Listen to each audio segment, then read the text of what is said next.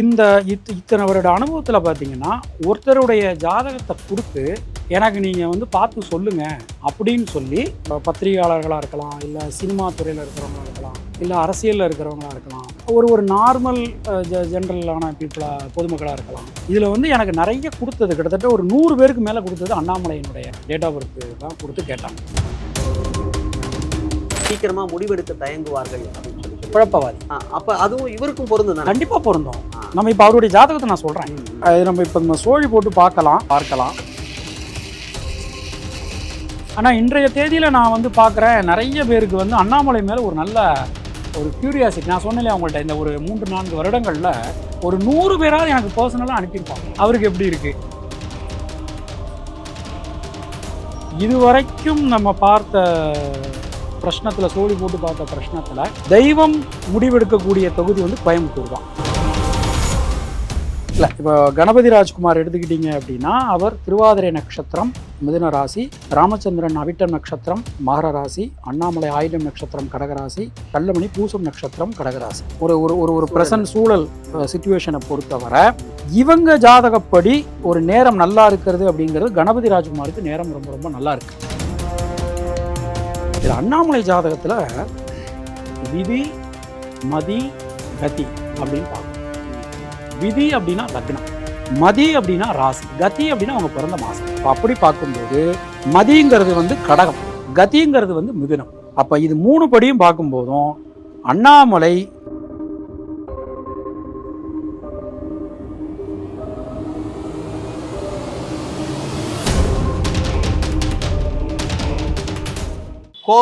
கோவை மாவட்டத்தில் யார் வெற்றி அடைவார்கள் அப்படிங்கிற ஒரு கேள்வி இருக்குது. முக்கியமான விஷயம், நாடாளுமன்ற உறுப்பினருக்கான அந்த தேர்தலில் கோவையில் பாரதிய ஜனதா கட்சியின் சார்பாக அந்த கட்சியின் மாநில தலைவர் அண்ணாமலைக்கு வாய்ப்பு கொடுக்கப்பட்டது. ஏற்கனவே சொன்னார், எனக்கு எந்த முடிவும் இல்லை, மேலிடம் என்ன சொல்லுதோ அதன்படி நான் செய்வேன் அப்படின்லாம் சொன்னார். அதன்படி கோவையில் அண்ணாமலை அப்படின்னு சொன்ன பிறகு ஒரு எதிர்பார்ப்பு இருக்குது, அந்த இடத்துல ஒரு கடுமையான போட்டி இருக்குமா. ஆனால் அப்படி ரொம்ப எளிதில் யாருமே அந்த வெற்றியை வந்து அவருக்கு விட்டு கொடுப்பதற்கு தயாராக இல்லை. அதன் காரணமாக தான் நம்ம அந்த போட்டியை பார்க்குறோம். கணபதி ராஜ்குமார் இருக்கிறாரு, ராமச்சந்திரன் இருக்கிறாரு, அப்புறம் வந்து கள்ளமணி, இது இல்லாமல் அண்ணாமலை இருக்கிறார். அதனால் இந்த இடத்துல கோவை வந்து உற்று நோக்கும்படியான ஒரு முக்கியமான ஒரு தொகுதியாக இருக்கிறது. அந்த இடத்துல எப்படி இருக்கு? கோயம்புத்தூர் தொகுதியை பொறுத்தவரை அதனுடைய எண் அப்படின்னு சொல்லி பார்த்தோம்னா 9-5. கணபதி ராஜ்குமார் 3-2 திருவாதிரை நட்சத்திரம் மிதுன ராசி, 7-8 ராமச்சந்திரன் சிங்கை ராமச்சந்திரன். ரொம்ப ஆத்மார்த்தமான நண்பர் எனக்கு. இந்த மாதிரி ஒவ்வொரு ஆளையும் சொல்லிட்டீங்கன்னா பரவாயில்ல. நடுவில் திடீர்னு எல்முருகன் மட்டும் சொன்ன பிறகு என்னப்பா ராசா என்ன ஆனாரு, கூட இருக்கிற இன்னொரு அவரு அண்ணன் ரொம்ப ரொம்ப ரொம்ப ரொம்ப நல்ல மனிதர். 7-8 அவர் வந்து அவிட்ட நட்சத்திரம் சிங்கை ராமச்சந்திரன் தான். இப்ப சமீபத்துல ஒரு வார்த்தை போர் நடந்துட்டு இருக்குல்ல, அந்த அப்பாவுடைய கோட்டா மூலமா சீட்டு வாங்கிட்டாரு அப்படின்லாம் சொல்லி பெரிய அளவுக்கு விவாதம் நடந்து அதற்கு இவரும் பதில் சொல்லி மன்னிப்பு கேட்க முடியாதுன்னு மீண்டும் அண்ணாமலை சொல்லி ஒரு பெரிய காரசாரமான விவாதமா போயிட்டு இருக்கு. அதனால கோயம்புத்தூர் எப்பவுமே கவனிக்கும்படியான ஒரு தொகுதியாக இருக்கிறது அப்படின்ற மாற்று கருத்துல. அப்புறம் இன்னும் அடுத்து கள்ளமணி நாம் தமிழர் கட்சியை சேர்ந்தவர். அவரு வந்து 3-4, அவர் வந்து பூச நட்சத்திரம் கடகராசி, அண்ணாமலை 4-9 ஆயில்ய நட்சத்திரம் கடகராசி, ஆனி மாதம். உங்களுக்கு ஒரு விஷயம் சொல்கிறேன், நீங்கள் சொன்ன பிறகு எனக்கு ஒரு சந்தேகம் இருக்கு, அதை கேட்டுறேன். கிட்டத்தட்ட நான் ஒரு 25-30 வருடமாக தொழில் பண்ணிக்கிட்டு இருக்கேன். இத்தனை வருட அனுபவத்தில் பார்த்தீங்கன்னா ஒருத்தருடைய ஜாதகத்தை கொடுத்து எனக்கு நீங்கள் வந்து பார்த்து சொல்லுங்கள் அப்படின்னு சொல்லி ஓரளவு கொஞ்சம் மேலே இருக்கிறவங்க, அது இப்போ நம்ம பத்திரிகையாளர்களாக இருக்கலாம், இல்லை சினிமா துறையில் இருக்கிறவங்களா இருக்கலாம், இல்லை அரசியலில் இருக்கிறவங்களா இருக்கலாம், ஒரு நார்மல் ஜென்ரலான பீப்புளாக பொதுமக்களாக இருக்கலாம். இதில் வந்து எனக்கு நிறைய கொடுத்தது கிட்டத்தட்ட ஒரு 100 பேருக்கு மேலே கொடுத்தது அண்ணாமலையினுடைய டேட் ஆஃப் பர்த் தான் கொடுத்து கேட்டாங்க. கொடுத்து உங்ககிட்ட கேட்டாங்களா? என்ன கேட்டாங்க? அவருக்கு அரசியல் எதிர்காலம் எப்படி இருக்குது? ஓ, நிறைய பேர் உங்ககிட்ட கொடுத்து கேட்டாங்க. ஆமாம். இப்போ இந்த அதெல்லாம் யாரு? அவங்களாம் பொதுவான மனிதர்கள் தான். இப்போ உதாரணமாக இப்போ ஒரு ஒரு பெரிய புகழ் வாய்ந்த ஒரு பத்திரிகை அந்த பத்திரிகை கிட்டத்தட்ட நமக்கு ஒரு ரொம்ப நாட்களாக தமிழ்நாட்டில் வந்துகிட்டு இருக்கக்கூடிய ஒரு பத்திரிகை. அந்த பத்திரிகையில் அரசியல் செய்திகள் போடுறவங்க இருப்பாங்கல்ல, அவங்க கொடுத்து கேட்டாங்க. இது மாதிரி ஒரு 100க்கு மேல். இல்லை, எனக்கு என்ன இதில் ஐயம் அதான் என்னன்னா, இப்போ எதிர்கட்சியை சேர்ந்தவர்கள்லாம் இருக்காங்க இல்லையா, அவங்க அதாவது பாரதிய ஜனதா கட்சி இல்லாம நாளைக்கு பாரதிய ஜனதா கட்சி தமிழகத்தில் வளருமானால் யாருக்கெல்லாம் ஆபத்து இருக்குன்னு நினைக்கிறாங்களோ அவங்க இதுல கேட்கறதுக்கு ஒரு நியாயம் இருக்கு. என்ன காரணம்னா, அடுத்து நாம என்ன செய்யணும், வளர விடாம பண்றதுக்கு என்ன பண்ணணும், அரசியலே அப்படித்தானே இருக்கும். அப்படி இருக்கும் பட்சத்துல பத்திரிகையாளர்கள் இதை கேட்கறதுக்கான காரணம் என்னவா இருக்கும் அப்படின்னு புரிஞ்சுக்க முடியல. அதான் என்னோட இல்ல, யாரும் கேட்க சொன்னாங்களா என்னன்னு தெரியல. இருக்கலாம், நேரடியா கேட்காம இருக்கலாம். சரி, நீங்க என்ன சொன்னீங்க, அதான் ஜாதகம் என்னவா இருக்கு? அந்த உங்களுக்கு நான் கொடுத்துருக்க டாக்குமெண்ட்டை பாருங்க. ரைட் ஹேண்ட் சைடில் அவருடைய பிறந்த தேதி எழுதியிருக்கேன். ஆமா, 4/6/84. அப்படியே வாங்க, அண்ணாமலையினுடைய நியூமராலஜி நம்பர் என்னன்னு பாருங்க. 4 இருக்கு. பிறந்த தேதிக்கும் 4 பேருக்கும் சரியா அமைஞ்சிருக்கு. குழந்தை பிறந்த உடனே பேர் வைப்பாங்க. இல்லை, நீங்கள் ஏற்கனவே ஒரு விஷயம் சொன்னீங்க, 4 அப்படின்றது வந்து பார்த்தீங்கன்னா சீக்கிரமாக முடிவெடுக்க தயங்குவார்கள் அப்படின்னு சொல்லி குழப்பவாதி அப்படின்னு சொன்னீங்க தானே? குழப்பவாதி சொன்னீங்க தானே? ஆமா. அப்போ அதுவும் இவருக்கும் பொருந்தும் தானே? கண்டிப்பாக பொருந்தும். நம்ம இப்போ அவருடைய ஜாதகத்தை நான் சொல்கிறேன். இப்போ பார்த்தோம்னா அது சரியாக அமைஞ்சிருக்கு. அதாவது அவருடைய பிறந்த தேதிக்கும் அவருடைய பெயருக்கும் உண்டான எண் இருக்குல்ல, அது சரியா அமைஞ்சிருக்கு. ஆனா நீங்க சொல்ற அவருடைய எண்ணுன்னு சொல்லும்போது அந்த 4 வருது இல்லையா, 4ன்னு வரும்போது ஒரு முடிவை எளிதாக எடுத்து விட மாட்டார்கள். பல்வேறு கட்ட ஆலோசனைக்கு அப்புறம் ரொம்ப யோசிச்சு தயங்கி அப்புறம் தான் எடுப்பாங்க, ஒரு குழப்பத்திலே இருப்பாங்க அப்படின்னு சொன்னீங்க. அதுவுமே இந்த இடத்துல இருக்கு. அவருடைய ஜாதகத்துல இந்த குழப்பம் அப்படின்னு நமக்கு சொல்லக்கூடிய கிரகம் எது அப்படின்னா சர்ப்ப கிரகங்களை தான் நம்ம வந்து எடுத்துப்போம். அதாவது ராகு கேதுவை தான் நம்ம வந்து நவகிரகத்தில் எடுத்துப்போம். அவருடைய ஜாதகத்தில் சந்திரன் கேது சேர்க்கை இருக்கு. அப்போ அப்படி இன்னுமே ரொம்ப ரொம்ப ஒரு குழப்பமான, அதாவது ஒரு விஷயத்தை அதாவது யோசிக்காம பேசிட்டு, இதை நான் சொன்னேன்னா நம்ம இப்போ டிவி பார்த்து சொல்கிறோம்னு சொல்லி நிறைய பேர் சொல்லுவா. அது இல்லை, உண்மையை சொல்கிறோம். அதாவது திங்க் பண்ணாமல் ரியாக்ட் பண்ணிடுறது, அது விஷயங்கள் அவருடைய ஜாதகத்தில் கொஞ்சம் இல்லை. இதை ஏற்றுக்கலாம். ஆனால் இன்னொரு விஷயம், முடிவெடுக்கிறதுல இருக்கிற சிக்கல் இருக்குல்ல. இப்போ பாரதிய ஜனதா கட்சியோட மாநில தலைவராக இருக்கின்ற அண்ணாமலை எல்லா முடிவும் அவரே எடுக்க முடியுமான்னு அது ஒரு கேள்வி இருக்கு. பல சமயங்களில் மேலிடத்துல கேட்டு நான் சொல்லணும் அப்படின்னு சொல்லுவாங்க. அந்த முடிவெடுக்கிறதுல இருக்கிற தாமதம் இருக்குல்ல, அதை குழப்பமா நம்ம எப்படி புரிஞ்சுக்க முடியும்ன்ற இல்லை, அந்த மாதிரி அமைஞ்சிருது அவருக்கு. இப்போ நம்ம சூழல் வந்து அது மாதிரி அவருக்கு அமைஞ்சிருது. ரைட். இப்போ கணபதி ராஜ்குமார் திருவாதிரை நட்சத்திரம் முடிச்சிருங்க. அவருடைய பிறந்த தேதி சொன்னீங்க, எண் வந்து 4 சொன்னீங்க. இதெல்லாம் வச்சு என்ன சொல்ல போறீங்க அதையும் சொல்லிடுங்க, அதுக்கப்புறம் அடுத்த ஆள் போகணும். அதை ஒவ்வொன்றா சொல்லிடுறேன்.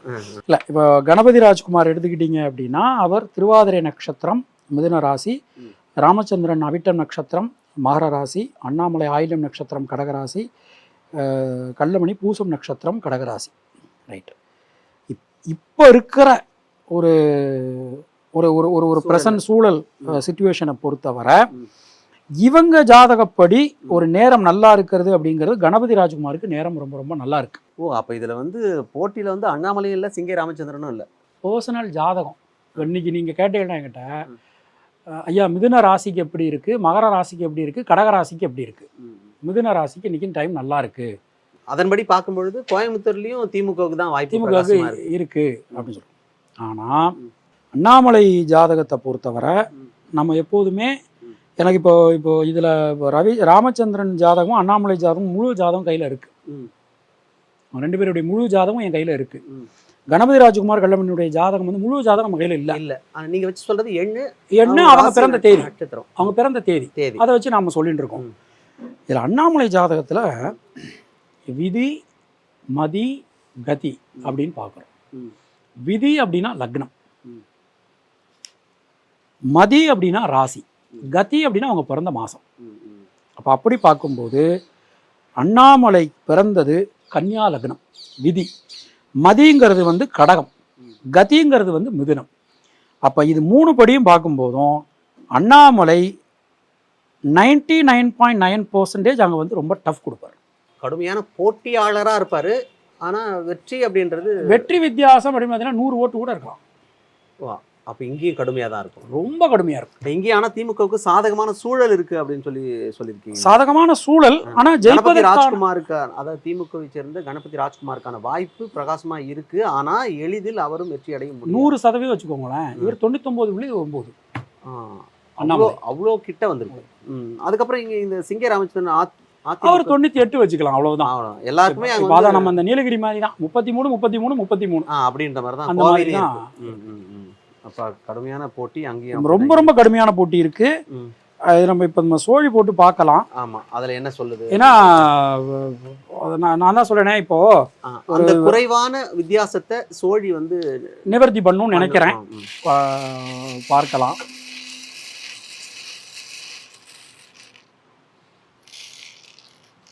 ஆனால் இன்றைய தேதியில் நான் வந்து பார்க்குறேன், நிறைய பேருக்கு வந்து அண்ணாமலை மேலே ஒரு நல்ல ஒரு கியூரியாசிட்டி. நான் சொன்னேன் அவங்கள்ட்ட, இந்த ஒரு 3-4 வருடங்களில் ஒரு 100 பேராவது எனக்கு பர்சனலாக அனுப்பியிருப்பாங்க. எப்படி இருக்கு அவருக்கு, எப்படி இருக்கு.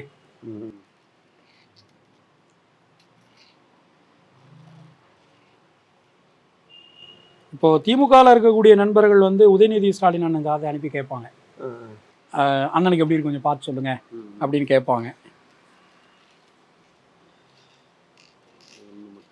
இதுவரைக்கும் நம்ம பார்த்த பிரச்சனத்தில், சோழி போட்டு பார்த்த பிரச்சனத்தில் தெய்வம் முடிவெடுக்கக்கூடிய தொகுதி வந்து கோயம்புத்தூர் தான். அப்படியா? மற்ற மற்ற தொகுதியும் தெய்வம் தான் முடிவெடுக்குது.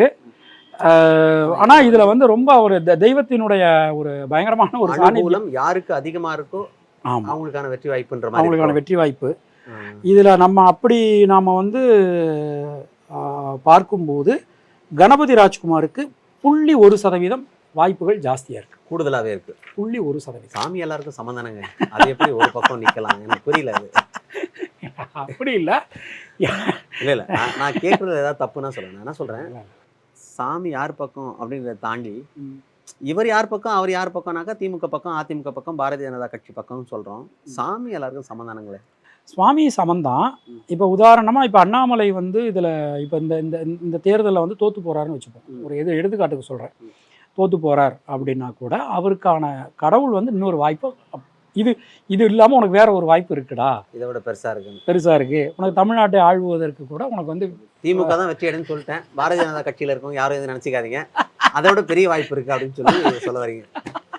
சரி, அப்படியே நான் புரிஞ்சுக்கிறேன். ஆனால் இதில் நம்ம இதை ஓட்டு சதவீதம் அப்படின்னு சொல்லி நம்ம வந்து பார்க்கும்போது அண்ணாமலைக்கு வந்து பெரிய பெரிய ஒரு கணிசமான வாக்குகள் கண்டிப்பான முறையில் உறுதி அடையலைனா கூட கணிசமான வாக்குகளை அது வந்து அவர் வந்து அவருடைய ஜாதகத்தில் பார்த்தீங்கன்னா நாம் வந்து கிரகமாளிகா யோகம்னு ஒரு யோகம் சொல்லுவோம். அந்த யோகம் அவருக்கு இருக்கு. அது மாதிரி எந்த நீங்கள் சூரியனா ஸ்ட்ராங்கு, செவ்வாயா ஸ்ட்ராங்கு, சனியா ஸ்ட்ராங்கு. ஒரே ஒரு விஷயம் என்ன அப்படின்னா 1% அவருக்கு ராகு வந்து ரொம்ப ரொம்ப ஸ்ட்ராங்காக இருக்கார்.